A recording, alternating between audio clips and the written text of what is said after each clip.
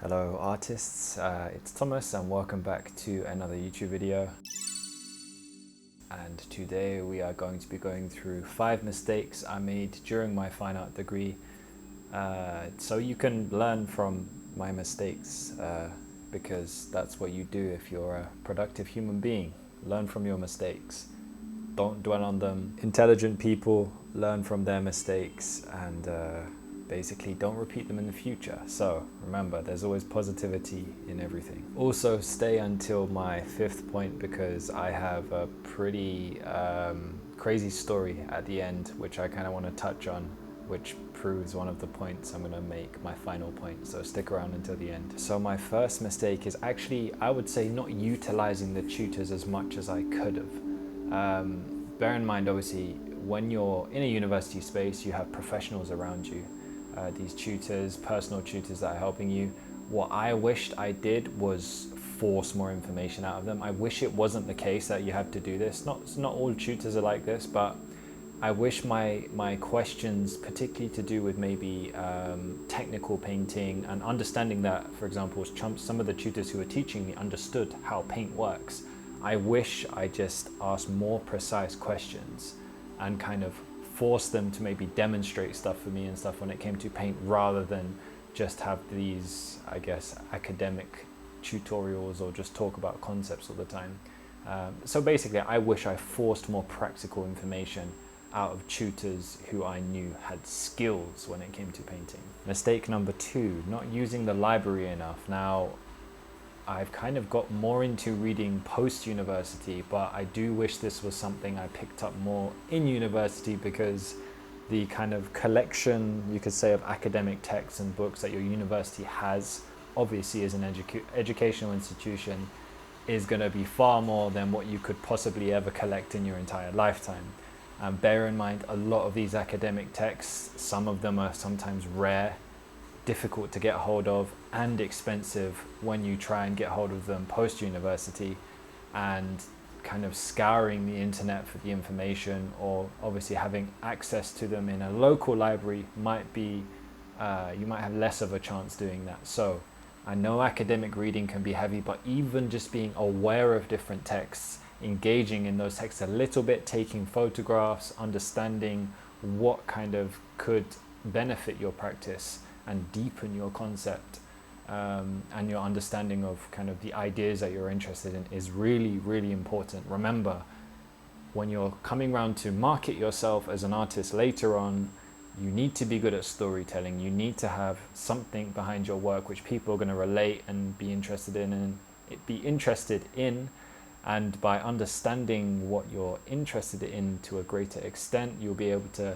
explain and kind of I guess promote yourself better as an artist. Number 3, being a bit too shy. Maybe networking is not the correct word to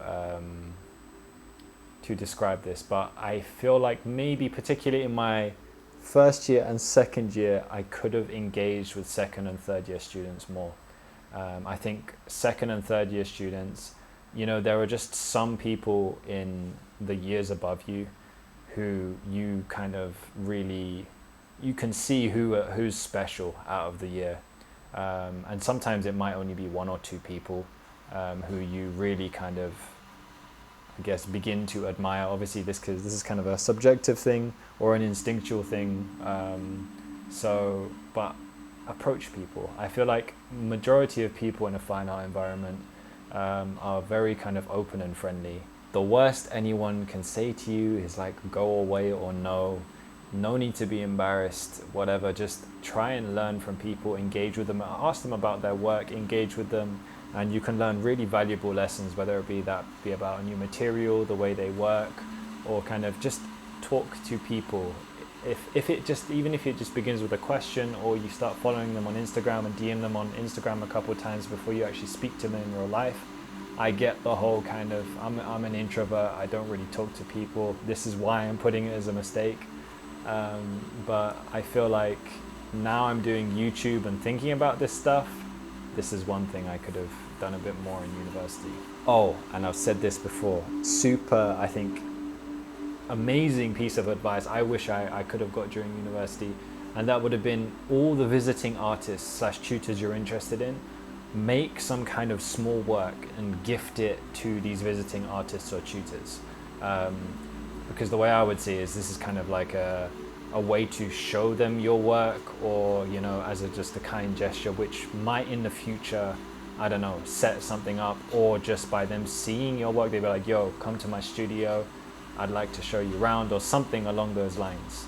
I feel like I missed out on opportunities of, particularly when it comes to visiting artists. I don't know if you guys can hear this heavy rain, but it is quite loud, so excuse if you can hear that in the background. Mistake number 4, that is documenting. I wish I documented day to day at my university more.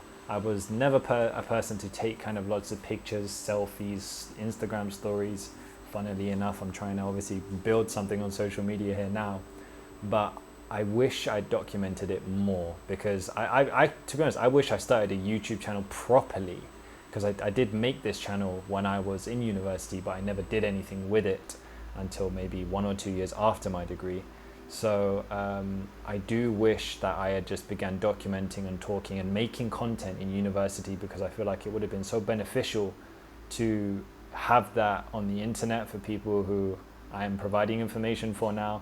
And this could have kicked off a lot earlier, and I could be in a much, maybe even a greater place on YouTube than even I am now, coming up to, what is it, almost 800 subscribers now. Ooh. And finally, my 5th mistake is, I think it's very, very doable to work your ass off to be way ahead of the game when it comes to whether that be marks, exams, the volume of work that you could possibly do in university. I've become far more disciplined and productive post-university. I just wish maybe I did the same in university, because bear in mind, this is where my crazy story comes in. Anything can happen at any time in life which can throw you off big time. And I'm not making any excuses, because I would argue that if you're a hard worker, you will get the grade that you deserve. If you slack, then you will also get the grade you deserve. But there was a crucial kind of week that I lost before my degree show, because basically what happened was someone was like stabbed outside my best mate's house who I was at. We heard it all.